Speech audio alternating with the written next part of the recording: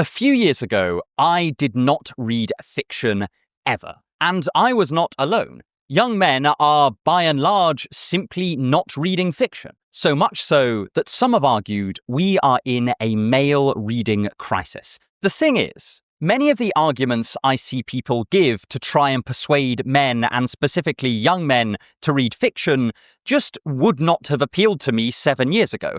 I would have simply said, what's the point in reading something that's not true? And I think that this is actually a very fair question. The reasons for reading fiction are certainly not obvious, especially if the idea does not naturally appeal to you. So today, I'm going to give you the case for why everyone, and more specifically young men, could really benefit from reading literature. I'm going to try to remain as unsentimental as possible and try to demonstrate how reading novels can not only be straightforwardly pleasurable, but can directly and dramatically improve your life. My name is Joe Foley, and this is Unsolicited Advice. 1. Vicarious Learning. When I was a teenager, I became incredibly interested in sort of the psychology around small acts of kindness. It felt satisfyingly anti-cynical to discover that actively trying to be more kind to others reliably increases our own happiness, making it a sort of win-win situation in almost all circumstances. It's not that I was massively cruel or anything before this point, but the lesson took on a new significance. Like a lot of 16-year-olds, I thought that I'd discovered the meaning of life, and that this one insight would totally transform my reality. I should have been slightly more skeptical, considering that every other week I would have one of these life-changing realizations when I was a teenager, but this one stuck around longer than most, and I do still remain firmly convinced of the value of these seemingly small acts of kindness to the person being kind, as well as the recipient of that kindness. As trite as it sounds, I just think that it rings true to my experience and is also backed up by empirical research. However, from my day-to-day life in this period, you probably wouldn't notice that I'd come to this conclusion. I remained, broadly speaking, kind of a dick in the way that a lot of teenagers are kind of dicks. I was still learning to understand how other people worked and what made them tick, and I was hormonally irritable. But even in my less adolescent moments, the lesson would, in some sense, struggle to stick to me. However, cognitively, I knew that putting effort into loving others through these small acts of kindness would make me happier. It just didn't have that emotional anchor that would naturally tie it to my everyday actions. It was so easy to forget about this the moment I was inconvenienced or frustrated by something. And I imagine this is not just a me thing. Pretty much everyone would say that kindness is incredibly important if you ask them. But how many of us truly live by this idea? It seems like this kind of situation is a common problem regardless of the lessons you're trying to learn. I will occasionally peruse the world of self-improvement YouTube, and every major channel almost always has multiple videos titled something along the lines of, "I just can't put these lessons into action," specifically about how self-improvement lessons and ideas just struggle to stick to people. I mean, how many times have you read something in a psychological study or a self-help book and thought, yeah, that makes total sense, I'll give that a go, only for the lesson to fade from view almost immediately? If someone asked you if it were true or if it were a good lesson, you would certainly say yes. But somehow, the lesson stops short at actually being implemented, no matter how hard you just think about it. It's now almost a decade from having this realization about small kindnesses, and I do think that I've made a little bit of progress in this mission over the past few years. I am by no means perfect, and I can still be an absolute grumpy bastard, but some advancement has been made in this direction. So, what changed?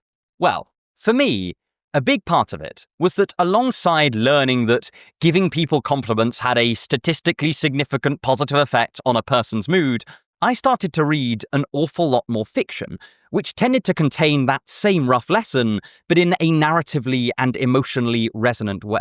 Take one of my favorite novels, Fyodor Dostoevsky's The Idiot. I won't spoil it here, partly because I've spoiled it in other videos, but to vaguely summarize the key themes. It's a tale of someone trying desperately to be kind, and it basically all ends up blowing up in their face. But at the same time, the way that Dostoevsky writes this character dignifies the failure. You end the story wanting to be kinder at a visceral level, in a way that feels deeply motivational. This is just one of the reasons I love Dostoevsky so very much.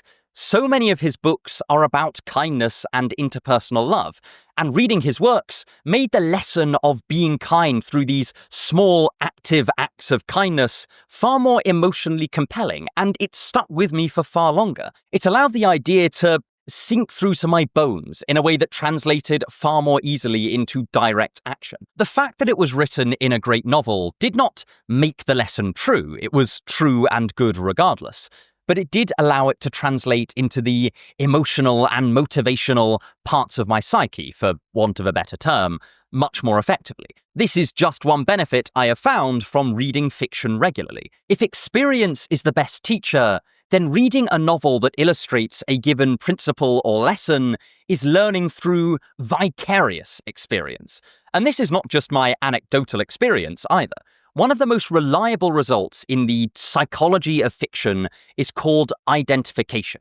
This is where you latch onto or identify with one or more of the characters in a story, and you begin to see the world through their eyes. This can sound a little bit wooey, but it is actually measurable. One recent study by Timothy Broome et al. Found that when we experience fiction, our neural activity when reading or thinking about the character we identify comes much closer to the activity when we think about ourselves, suggesting that there really is some substantial neurologically based identification going on there, although the details do remain in their nascent form. As they put it, summarizing some prior research shows that the greater one's identification with a character, the more likely it is that one's self-beliefs, attitudes, and behaviors will change to become more similar to those of the character. This backs up the experience that so many people have of learning a deep lesson through a novel, or saying that a novel fundamentally altered the course of their life or made them see the world in a different way. Another finding referenced in this study is the amount of people who went into law influenced by fiction like To Kill a Mockingbird. Something worth noting about this study was that it actually extended some previous results concerning reading fiction to watching fiction as well. They actually used the TV show Game of Thrones. So even if you personally are not a big reader, the effect of just experiencing a fictional narrative is well established. But why might this be? Well, if we do identify with the characters in a fiction, we're sort of simulating their experience from our own mental perspective. It mimics the way that we learn by doing in the real world, and this then plausibly helps the lessons and experiences from the fiction sink into us in a way that they might just not from reading a study or learning a list or a set of facts, though I am slightly inferring from the data here rather than simply repeating what the empirical evidence suggests. However, this does mean that reading fiction comes with an inevitable accompanying warning. Because it does have the power to teach us lessons and make us experience things on a really quite deep level, this also means that it could teach us disastrously wrong or self-destructive lessons. The Greek philosopher Plato was so frightened of this eventuality that he thought that fiction should be carefully regulated. Now, I obviously disagree with Plato here, but I do think that it means that we must keep our critical thinking skills engaged when we're reading fiction. Something being in fiction obviously doesn't make it true, and it would be impossible to say that everything in a fiction book, even a classically renowned fiction book, is worth listening to. However, this doesn't mean that we shouldn't engage with fiction altogether, any more than statistical dodginess like p-hacking or falsifying results would mean that we shouldn't read statistical studies or do statistical analysis. The important thing, like almost everything else, is to subject the lessons that you learn from fiction to critical analysis, as you would any other lesson. But if you are learning a very valuable lesson or a very valuable idea from a work of fiction, then that has the potential to fundamentally change your life or your outlook in a way that very few purely informational works can do. So, even if you are the most hard-nosed non-fiction purist, there are excellent hard-nosed practical reasons to pick up some fiction. But Before moving on, I just want to take a quick moment to thank today's very kind sponsor, Squarespace. If you're looking to build a website, then you know it can be a real pain. First, you have to choose a domain name, and then you've got to design the entire thing, and there's always this nagging voice at the back of your mind telling you that you're messing up and creating something that doesn't just look untidy, but outright unprofessional. But this is where Squarespace comes into play. They take all of that complexity and headache and compress it down into a single platform, using ready-made templates to take most of the stress and hassle out of website building. They also have a feature called Blueprint AI, which uses artificial intelligence to help you make design choices, which is very handy if, like me, you're not necessarily that technologically gifted and don't have the mind of a graphic designer. Head to squarespace.com/unsolicited advice and use the code unsolicited advice to get 10% off your first purchase of a website or a domain name. But anyway, back to the video. 2. The novel and self-discovery.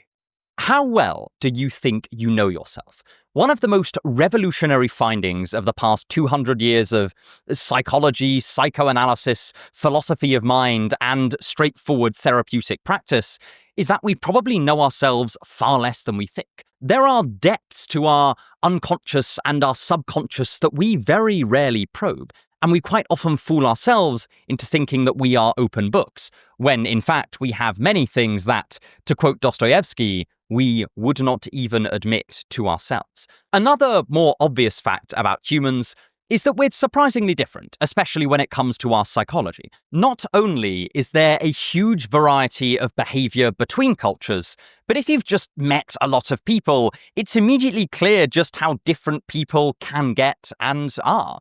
They approach the world in different ways, they feel very different things, they react differently in different situations. The idea that we will one day come up with a detailed theory of the human that can explain each person's life in extreme specificity and be generalized in some kind of finite, semi-axiomatic system seems just incredibly unlikely. It is difficult enough understanding one person in a lot of detail, let alone everyone. This is partly what makes universal or near-universal replicated findings in psychology, like that almost everyone is slightly loss-averse or that babies prefer a higher register of speech, so very impressive because of this variety. But you can't just live on these universal discoveries. You presumably want to know at least about yourself and the people around you in much greater detail than this. This is one reason why people can find therapy so helpful, or why people learn about themselves through journaling or intense introspection. But I want to add another use for novels here. The novel, and more specifically the psychological novel, is an incredibly valuable tool for learning about yourself and the people around you in detail. Let's take one of the greatest psychological novelists of all time, the French author Stendhal. One of the themes in much of Stendhal's writing is that people often fall in love for not entirely noble reasons. A lot of the passion in his books is sparked because the characters feel some kind of internal lack. They repeat disastrous patterns of behavior because they idealize their lover to a frankly unreasonable extent, which then makes them feel unworthy and overly vulnerable in their presence, which tends to mean that they'll just screw up the whole romance aspect of things. It is true that not everyone experiences love in the way that Stendhal presents it in his novels. I'm sure that some people are very naturally secure in their lovability and in their loving relationships, and so the characters playing out this dynamic in the novels simply don't resonate with them at all. But on the other hand, if you or people you know are prone to this sort of insecurity-infused love, as many of us are to a greater or lesser extent, then you can learn something incredibly valuable about yourself or the people you know through reading this novel. By recognizing your own behavior reflected back at you, you can sort of examine it from a third-person perspective.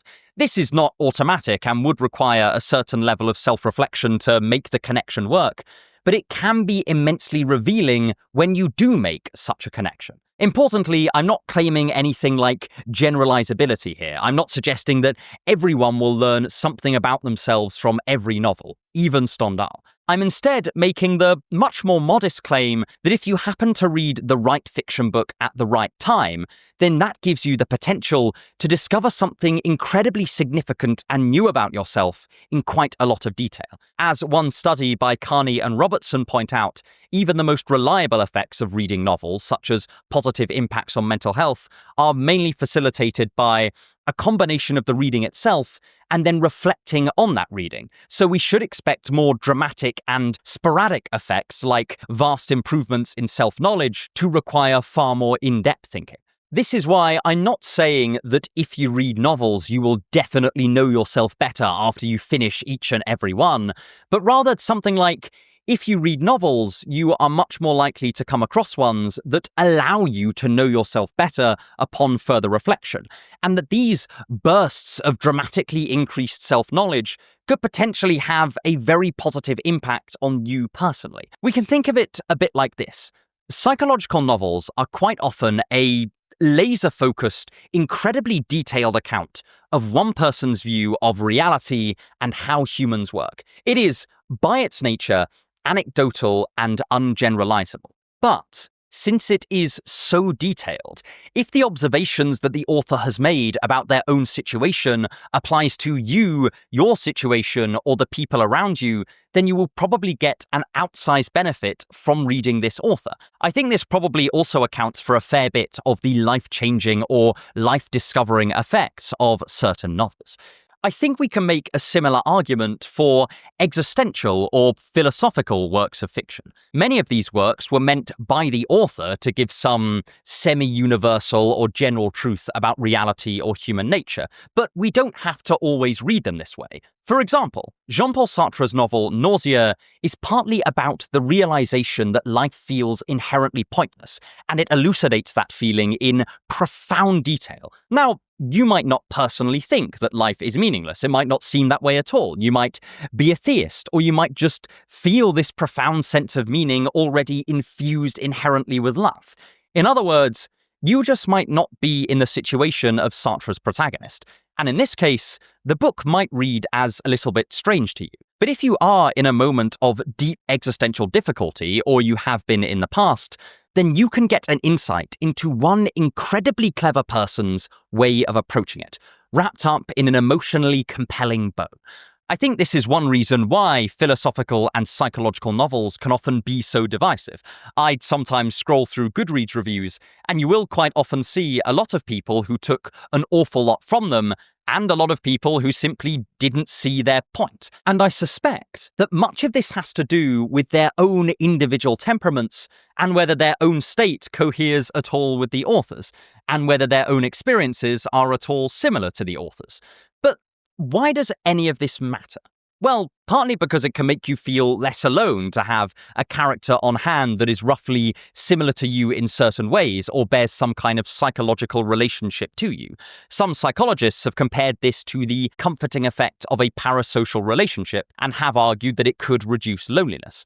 But also, because getting to know yourself better will very plausibly allow you to make much better choices.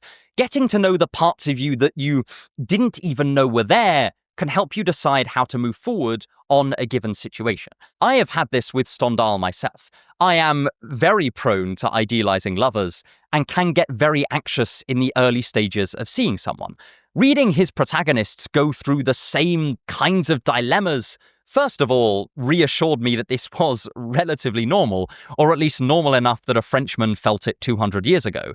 But it also helped me understand that these phases will pass and not to take them all that seriously. Another good example is reading Dostoevsky's Notes from Underground and realizing that some of my more self-destructive urges are found within its unlikable protagonist. Or even recognizing that some of my embarrassing social tendencies are found in the Tolstoy novel Anna Karenina.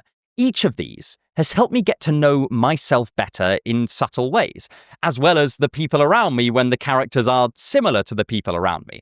And I like to think that it has helped me make better decisions and get to know the people around me better. But we can learn about much more than just how to make better choices through self-knowledge by reading fiction. We can also learn about feelings themselves.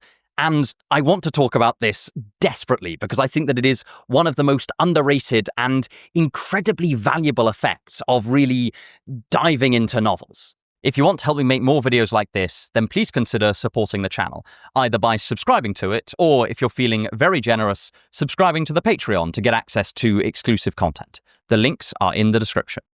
3. Emotions and empathy.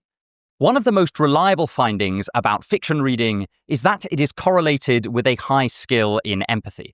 Although part of this is probably that if you're already quite empathetic, fiction is probably more compelling, there is still some causative effect here. Especially with regards to literary fiction, it does appear that people can learn to empathize to a greater degree through reading these novels. However, I do think that framing things this way overlooks a related, enormous potential benefit of reading fiction that goes almost unnoticed, which is simply that it can often help you identify emotions in much higher definition than our standard vocabulary allows. Lots of novels are absolutely replete with detailed descriptions of quite nuanced emotional states, and that gives us a reference point for understanding when we ourselves feel those states. A higher granularity understanding of our emotions is also linked to greater well-being, so this is potentially a pretty big benefit.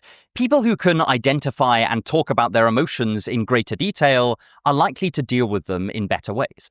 Though it is also worth noting that a lot of the studies that I could find that discovered this did use thought diaries as their method for thinking in greater granularity about emotions. So there could be some interference from the simple fact that journaling has positive effects on mental well-being. But either way, this ties back to our discussion about self-knowledge from the last section. In this case, it is the ability to identify our different emotional states in a high degree of detail that allows us to know how to respond to them in each situation. This point is actually really quite straightforward. Most of us have seen examples where someone is gravely mistaken about what they're feeling to disastrous effect. Say someone mistakes their sadness for frustration or anger, well, then they might lash out when that might not be the most productive way to address the root causes of their sadness. This is also related to our first point about identification. What better way to learn about emotion in detail than to experience it vicariously through a character? Some researchers have referred to this as the flight simulator effect of reading fiction. The same process that allows you to learn these vicarious life lessons through characters also allow you to learn about emotions, including your own emotions. If anything, it's even better suited to this specific task, because whereas you have to stay critically engaged when you're taking life lessons from fiction, this is much less important when you're just vicariously feeling what a character is feeling and building your emotional recognition skills that way. So that's one pretty big emotional benefit of reading fiction. But, as we said, this also comes with another boon, which is the ability to understand others. It will, I am sure, come as a shock to many of you that I did not have the highest degree of social aptitude, shall we say, when I was younger. I struggled to relate to people. I had incredible difficulty predicting how they would react in different situations, and just generally struggled to accurately tell what people were feeling based on their external behavior. I even used to write down my observations of how people behaved under different conditions, like a terrified little adolescent anthropologist. My point is, I started from a pretty significant disadvantage here.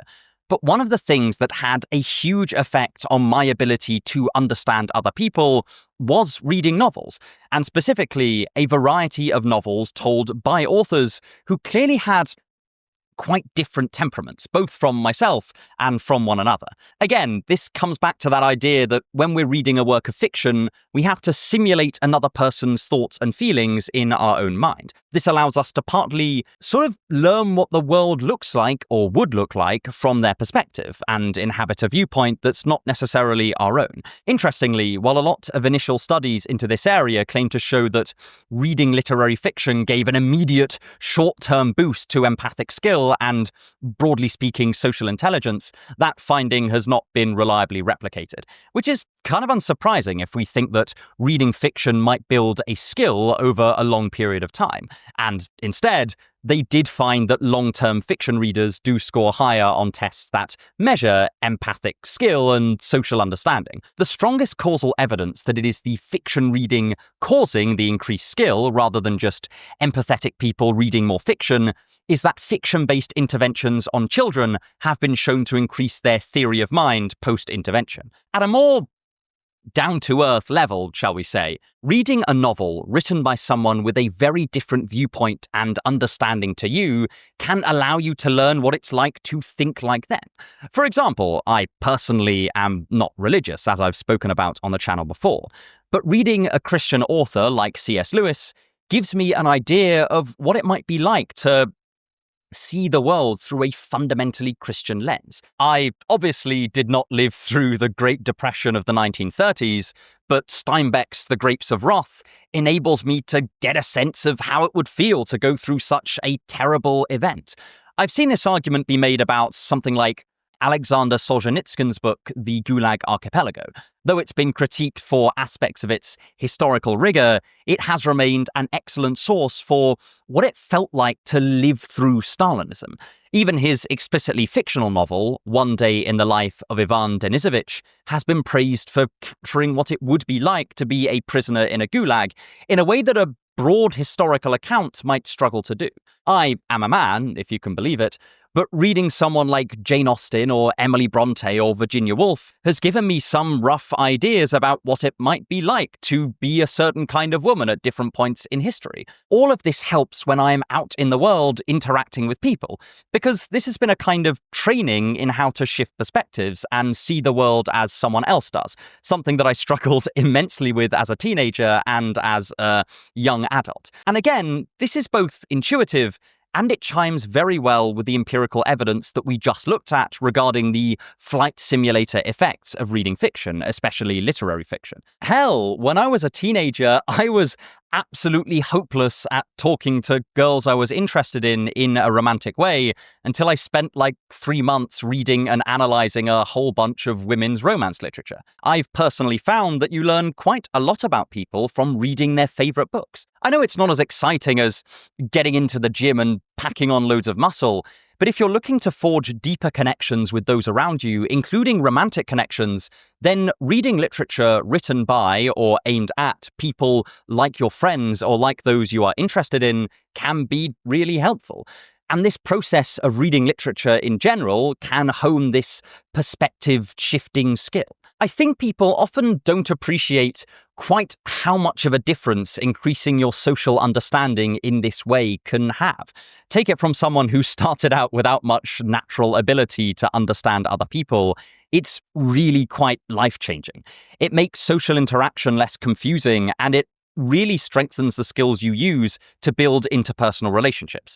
Considering that those interpersonal relationships are among the greatest bringers of happiness in our lives, these are definitely skills worth working on, and fiction is a fantastic way to do this. If you're into self-improvement, as many young men are, this is one of the most impactful areas you could possibly improve in, and one of the greatest ways to do it is with novel reading. Also, I just wanted to note that there are other more straightforward benefits to reading fiction, such as it being a relaxing, not overstimulating way to spend your time. We live in a rather hyper-stimulating environment, which can be kind of stressful. Reading a novel is often entertaining and enjoyable, but is also a relatively gentle stimulus, if that makes sense. Reading has also been shown to improve attention spans, which is a near constant complaint of many people in the modern age. This might not sound like a particularly compelling reason, since we often see entertainment as something entirely frivolous, but I don't think there is anything frivolous about putting time and effort into something that helps you enjoy life more. And the escapism and entertainment that even quite light-hearted books can grant is nothing to be sniffed at. If additionally it can boost your focus, then that's even better. So, I think we've established in a pretty hard-nosed, no-nonsense fashion that there are numerous benefits, not just to reading in general, but specifically to reading fiction. But if you will permit me to get a little bit more abstract, I think there is another deeply significant use for fiction that goes tragically underappreciated. For meaning making and narrative. If you've watched this channel before, then you will know just how closely connected I think narratives and the concept of existential meaning are. Narratives carve up the passage of time into a structure that is significant for human interpretation, which is basically the definition of making life seem meaningful. I mean, let's take a look at some of the classic images used to demonstrate that someone feels that their life is futile. The sun rising and setting each day in just the same way, from the Book of Ecclesiastes. Emptying a cup of water into another cup and then back again, from Dostoevsky. Rolling a boulder up a hill just to watch it roll back down again, from Camus. And running on a treadmill forever. I've seen so many people use this. What do all of these have in common? Well, they defy any kind of narrative structure. They're mostly cyclical or otherwise deny a sense of progress or satisfaction. I am speculating a little bit, but I think we severely underappreciate just how much felt meaning is narrative in nature. I think this even applies to cultural meaning, hence the term cultural narrative. Take the American dream, for example. This is the idea that, in theory, anyone can make it in America through hard work. I have enough European skepticism to doubt that this is totally true, but let's look at how it is communicated. It is often told through stories. Even the dream itself is of a narrative structure, whereby we imagine someone in America working hard and achieving everything they ever wanted. It is a compelling idea, partly because it comes ready attached to a narrative. Most religions communicate their messages through stories, like Christ's fables or ancient Greek myths. The entire New Testament is sometimes called the greatest story ever told. When memory athletes have to memorize multiple decks of cards, they often do this by placing them in a mental location and then going on a journey through that location, which is a narrative-like process. Personally, I suspect that this is a kind of self-reinforcing cycle. Narratives are partly so compelling because they are natural vectors of meaning, and then this allows them to construct broader personal or societal ideas about meaning. But what does this have to do with specifically reading fiction? Well, if we conceive of compelling narratives as good or effective vectors of meaning, then being exposed to a whole variety of different narratives is also being exposed to a whole set of ways to make life seem meaningful or just make sense of life. This can sound like a much more abstract point than it actually is. It's simply extending a pretty everyday phenomenon, often referred to as romanticizing something. We often hear about romanticization when it comes to negative things, like romanticizing mental illness or romanticizing needless suffering. But there are a whole heap of everyday things that we do that could be reasonably described as romanticization. I've mentioned this on the channel before, but I do a lot of my reading and studying and writing while listening to playlists on YouTube titled things like Study like a medieval philosopher having the truth revealed by divine grace, or Study like Kant awakening from the dogmatic slumber in which his philosophy was immersed. Those are both real, by the way, and they are brilliant. You might say that this is deeply cringe, and I would 100% agree. But it does help create a kind of romantic gloss on the process of working. It makes it feel more meaningful and motivating because I am painting it in terms of narratives that I recognize and enjoy, such as that of the wizard-like researcher or just the figure of Kant. We see people frame whole portions of their life like this, as when they describe their romantic relationship as like a movie. You might take issue with the particular narratives being used, especially when it comes to romance. I would as well.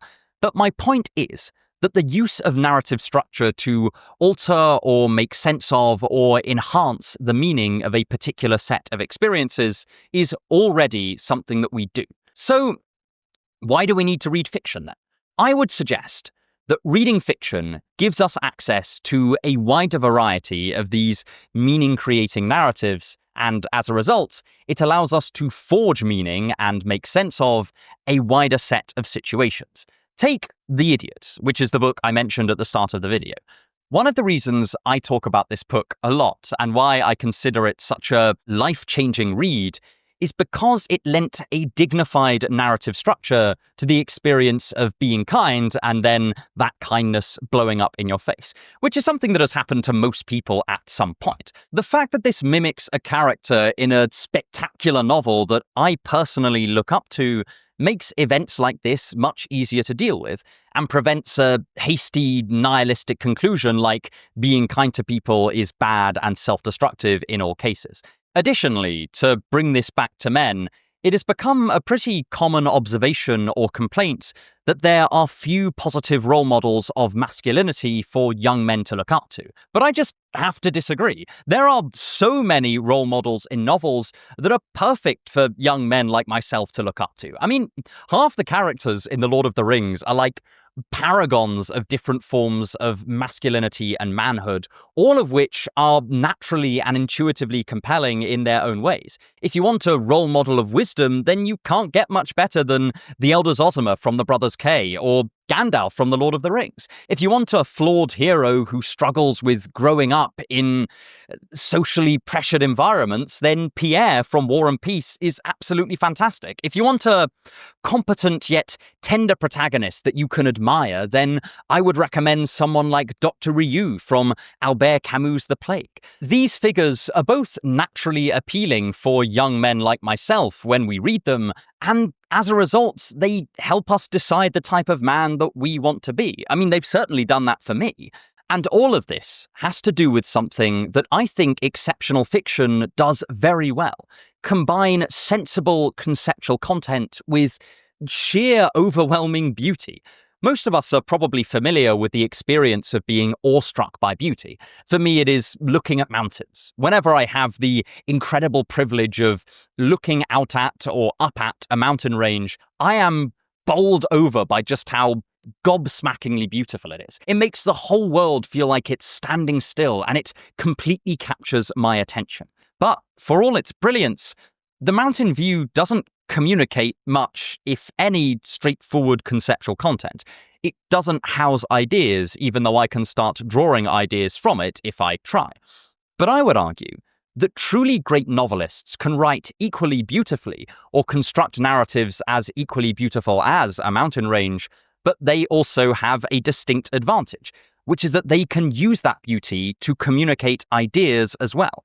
This is part of what can make their lessons stick. It's part of what makes their role models so compelling and their narratives so valuable. When something is presented incredibly beautifully, as in a great novel, it lends it a kind of dignity that can ennoble the experience and ennoble the narrative. I'm largely going to have to base my argument off anecdotes and appeal to your own personal histories here, but among the fiction readers that I know, they quite often report turning to the narratives in their novels, not only for comfort or escapism, but to imbue what they're going through with this sense of beauty. Again, this can seem kind of airy-fairy, but it probably reflects a fairly straightforward thought process. 1, I respect and admire this character and/or find this narrative beautiful and meaningful. 2, in this situation, I bear some similarity to the character and/or the narrative. 3, inasmuch as I am similar to this character or my situation is similar to this narrative, I and my situation resemble something beautiful. And sure, you can say that this is all going on in the reader's mind, but all experience goes on in our minds, and I don't see how this diminishes the practical import of the narrativization at play here. Moreover, considering that one of our most natural ways of organizing information, especially life-orienting information, is in the form of a narrative, you may as well try and see a lot of different narratives and different narrative structures so that you can tell which ones will be useful to your particular situation. To not narrativize at all is just not really an option. All fiction does is help us become well-versed in an incredibly important phenomenon that is working away at the back of our minds anyway. It has the potential to make us skilled and competent narrative crafters, rather than just letting events fall wherever they will in our internal story of the world, which will be telling a narrative anyway. And again, this is where the grain of truth in that question we asked right at the beginning, why would I read something that is not true, comes into play. Because, of course, internalizing unhelpful or self-destructive narratives can be incredibly counterproductive. Say we only had narratives where people were totally helpless before dying in some horrible way. Well, that clearly wouldn't be great. I'm not suggesting that we begin mindlessly parroting the narratives that we read in novels. I'm in fact suggesting just the opposite. That reading a variety of different novels by a variety of different authors can help us to not swallow a given set of narratives as if they're the default, because we've just inherited that from our parents or our cultural context. We haven't necessarily chosen them or cultivated them. By reading lots of novels, we can then gather the tools necessary to weave an artistic flair into our own lives through this narrativizing process. I'm not suggesting this is the only way you can do it. I'm just suggesting it is one incredibly impactful way, and it certainly had a huge impact on the way that I live my own life. So, yes, on balance, I think there are excellent reasons why everyone, including men and including young men, would benefit immensely from reading fiction.